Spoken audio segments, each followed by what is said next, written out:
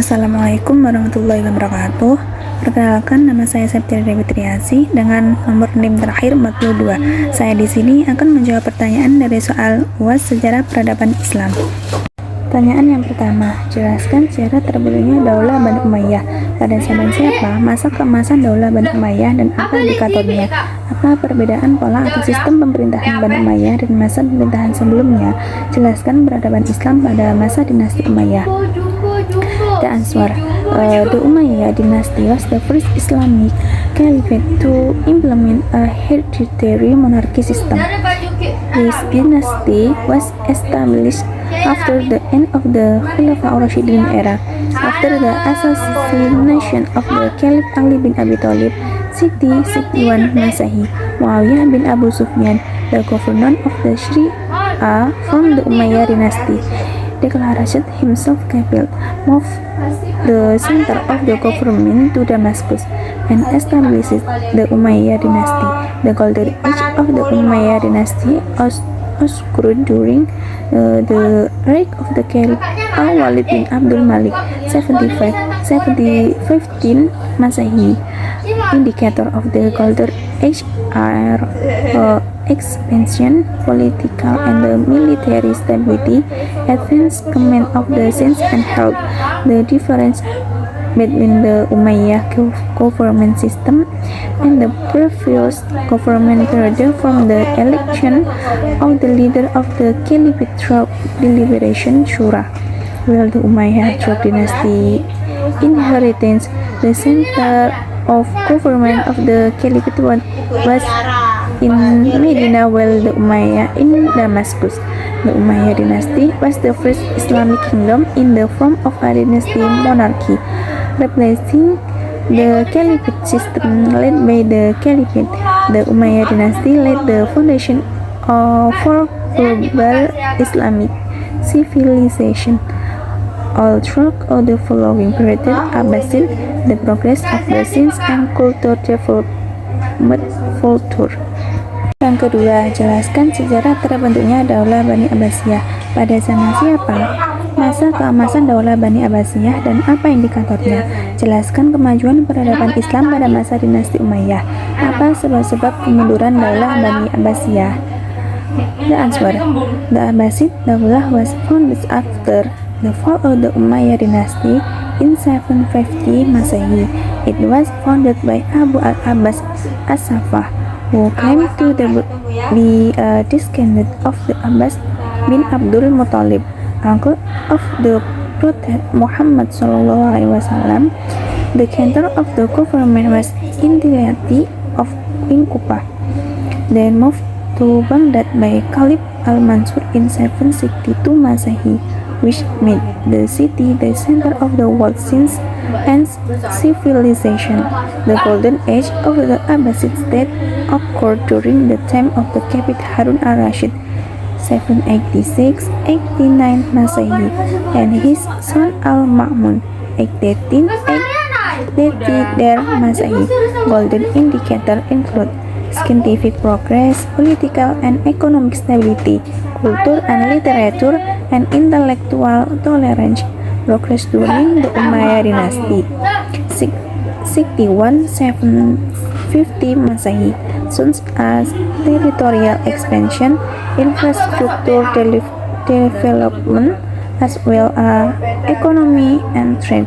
After the Golden Age, the Abbasid experienced a decline due to various factors, including internal factors, the decentralization of power structures, and military weakness, as well as an external factor, namely the Mongol attack and the Crusader invasion.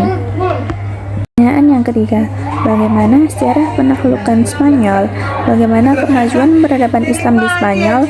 Dan jelaskan sebab-sebab kejatuhan kekuasaan Islam di Spanyol.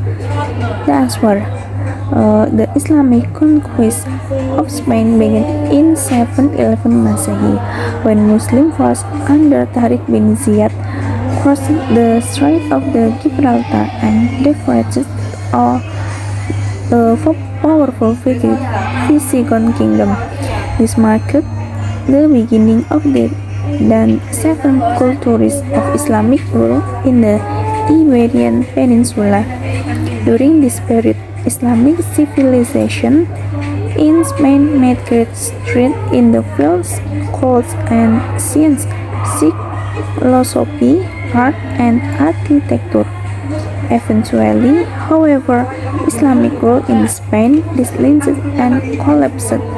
The fall of Islamic rule in Spain, or Andalusia, was caused by a combination of internal and external factors. Internal factors included internal division among Muslim rulers, the emergence of the small competing kingdoms, internal conflict within royal families, and weak leadership in some sultanates. External factors include measures from the growing power of Christian kingdom, attack from the United Christian Kingdom, and lack of assistance from other Islamic territories. Pertanyaan keempat, jelaskan beberapa teori yang menjelaskan tentang masuknya Islam di Indonesia. Jelaskan pula strategi para wali songo dalam mendakwahkan Islam di Indonesia. The answer: the entry of the Islam into Indonesia is explained by several theories, such as the Gujarat theory, the Mecca theory, and the Persian theory. The Gujarat theory states that Islam was brought by traders from Gujarat, India. The Mecca theory, supported by Buya Hamka, says the Islam was brought directly by Arab trades since the 7th century Masehi. The Persian theory suggests that Islam entered the trends and scholars from Persia. The Wali Songo used various effective precise strategies in the spreading Islam in the Indonesia, including number 1, culture approach. The Wali Songo combines Islamic heritage with local culture, such as wayang performance arts, serving gamelan, and song. Number 2, education. The Wali Songo establishes Islamic boarding school and playgrounds as center of Islamic education, where they taught the Quran, Hadith, and other religious knowledge. Number 3, trade. The Wali Songo also trains and the church interaction with trader and the community. They spread Islamic teaching. Pertanyaan yang kelima, bagaimana pengaruh imperialisme Barat terhadap peradaban Islam? Jelaskan upaya-upaya Barat dalam menghapus jejak-jejak peradaban Islam di mata dunia. The answer: Western imperialism had a very negative impact on Islamic civilization. When Western national colonized Islamic countries, Islamic political power collapsed, including the dissolution of the Ottoman Caliphate in the 1924. The Islamic world was divided into small countries to make it easier to control. In addition, the West imposed a secular system that separated religion from state affairs, so that Islam was no longer used as the basis for government and law. Western effort to erase the stage of Islamic civilization in the age of the world were carried out systematically through various fields.